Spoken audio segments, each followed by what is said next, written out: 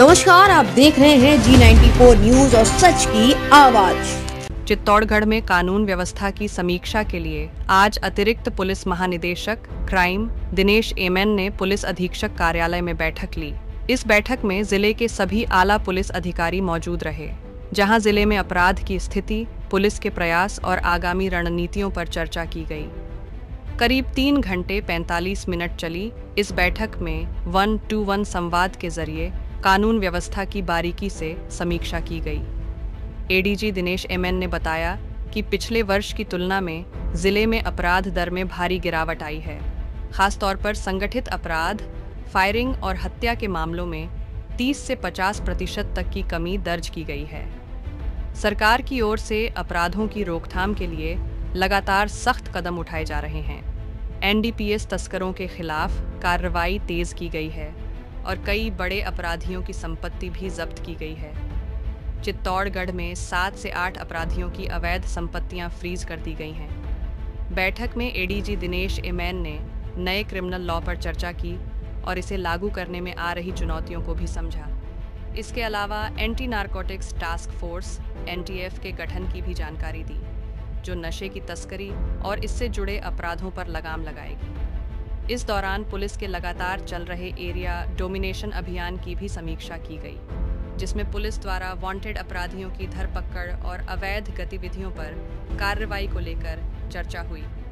बैठक में पुलिस अधीक्षक सुधीर जोशी, एएसपी सरिता सिंह, डिप्टी एसपी विनय चौधरी और कई अन्य पुलिस अधिकारी मौजूद रहे।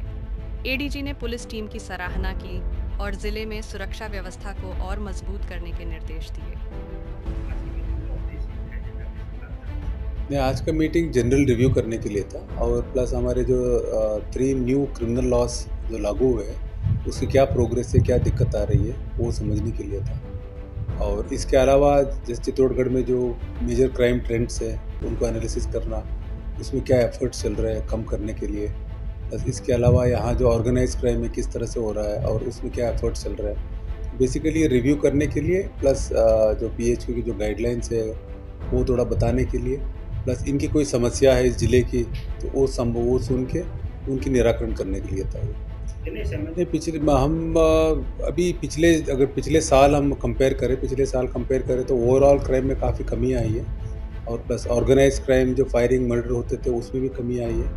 और हमने पिछले साल चेक किया तो फायरिंग इंसिडेंट्स में 30 से 40% कमी आई है। फायरिंग इंसिडेंट्स में 30% और जिसमें फायरिंग से जो डेथ होती थी उसमें करीब 50% कमी आई है। और इसके अलावा लगातार जो पुलिस के एक्शंस चल रहे, एरिया डोमिनेशन हो या वारंटी पकड़ने की, और सरकार की तरफ से जो अभियान चलाते रहते हैं, अभी पिछले जनवरी में एनडीपीएस के अभियान चलाया था, उसमें काफ़ी अच्छे केसेस हुए और पुराने जो अपराधी वांटेड थे, इनामी थे, वो पकड़े गए। इसके अलावा इनकी जो प्रॉपर्टी इन्होंने बनाई थी, कुछ जगह अवैध प्रॉपर्टी थी, उनके खिलाफ एक्शन लिया गया। प्लस हमारे एक 68F धारा है उसमें प्रॉपर्टी फ्रीज भी की गई। और आपके यहाँ चित्तौड़ में भी अच्छी काम हुई है, करीब 7 या 8 लोगों की प्रॉपर्टी फ्रीज हुई है। और इनके चित्तौड़ में जितने भी ज़िले के जो वांटेड और बड़े तस्कर थे वो सारे पकड़े गए। तो इस तरह से ओवरऑल कमी आई है और कुछ का वारदातें हो रही है, लेकिन पुलिस इमीडिएटली एक्शन ले रही है, पकड़ रही है और चार्जशीट कर रही है। पदार्थ पकड़ने के लिए अलग से टीम बनाने की तैयारी चल रही है, जो कि जिस तरह से उनको लेकर के क्या मानना है? नहीं, उसको सरकार ने एक ANTF anti narcotics task force, एक डेडिकेटेड फोर्स बनाई है जिसमें SOG के अंडर रहेगा और उसमें एक SP रहेंगे, प्लस इसके अलावा पूरा जाब्ता दिया है। वो जिस तरह से हम देख रहे हैं कि ड्रग्स की, जैसे पंजाब में एक STF बनी थी, ड्रग्स के लिए STF बनी थी, उस तरह से डेडिकेटेड काम करने के लिए। और जिन जगह NDPS की समस्या ज़्यादा है और पाकिस्तान से भी तस्करी हो रही है, उनको रोकने के लिए। और इसके अलावा यही जो कुछ NDPS तस्कर कुछ क्राइम में भी आ जाते हैं, मर्डर करने लग जाते हैं, एक्सटॉर्शन करते हैं, उन सबको रोकने के लिए ANTF बनाई है। और जैसे एक बार ANTF काम करना चालू कर देगी उसके बाद बहुत अच्छे रिजल्ट आएंगे। मीटिंग के दौरान किस प्रकार के निर्देश दिए, ओवरऑल चित्तौड़ क्या हालत है? मीटिंग के दौरान मैं देखा कि चित्तौड़ की ओवरऑल क्राइम में काफ़ी कमी आई है और ओवरऑल मर्डर्स है और इन सब चीज़ों में कमी आई है, जैसे चोरी है, डकैती, इन सब चीज़ों में अच्छा कंट्रोल है।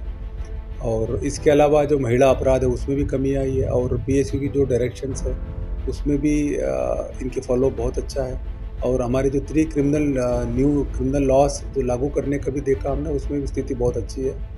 और इसके अलावा एनडीपीएस में मैंने देखा कि एक तो जितने भी इनके बड़े तस्कर थे, उकर खटीक हो या उदयलाल गुजर हो, जितने भी, वो सब इन्होंने अरेस्ट किया है। और उनके ऊपर ये भी मैंने चेक किया कि ये लोग इनके हर एक केस को फॉलो कर रहे हैं, केस फॉलो करके उनकी प्रॉपर्टी की भी फॉलो कर रहे हैं। और कुछ लोगों की 68F में जब्त किए, कुछ लोगों को इवन ईडी को भी देने की तैयारी कर रहे हैं।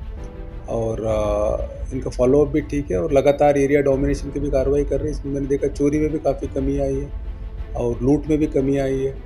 और इसके अलावा कुछ मर्डर जो हुए थे, और पिछले साल को 18 मर्डर हो, उसमें 17 वर्कआउट हो गए, और एक मर्डर में अभी भी इनकी टीम लगातार काम कर रही है, जल्दी खुलने की संभावना है।